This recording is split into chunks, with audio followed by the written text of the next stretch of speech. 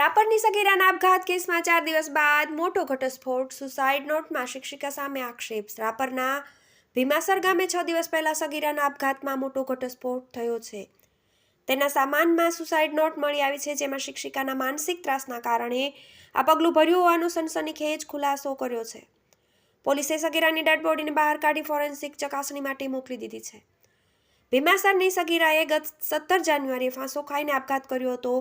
આ ઘટના બાદ પરિવારજનોએ તેની અંતિમ વિધિ કરી દફનાવી દીધી હતી. ત્યારબાદ થોડા દિવસો બાદ તેનો સામાન ચેક કરતા તેની બુકમાંથી એક સુસાઇડ નોટ મળી આવી હતી, જેમાં તેણે લખ્યું હતું કે મારા મોતનું કારણ જીજ્ઞાબેન છે. તે હંમેશા પ્રેશર કરતા હતા અને મેણા મારતા હતા અને મારા ઉપર હાથ ઉપાડતા હતા. આ બધું હું સહન ન કરી શકવાની કારણે આ અંતિમ પગલું ભર્યું છે. આ ચિઠ્ઠી બાદ પરિવારજનોએ ગામના લોકોને જાણ કરીને પોલીસ મથકે રજૂઆત કરી હતી.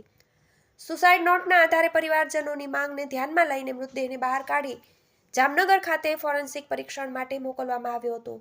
તેમજ આ સુસાઇડ નોટ સગીરાએ લખી છે કે નહીં તેની ચકાસણી માટે સુસાઇડ નોટને લેબમાં મોકલવામાં આવી છે. આ ઉપરાંત શિક્ષિકા સામે આપઘાત માટે મજબૂર કરવાની કલમ હેઠળ ગુનો નોંધવામાં આવ્યો છે. હાલમાં વધુ તપાસ ચાલુ છે. TV18 news, Kutch.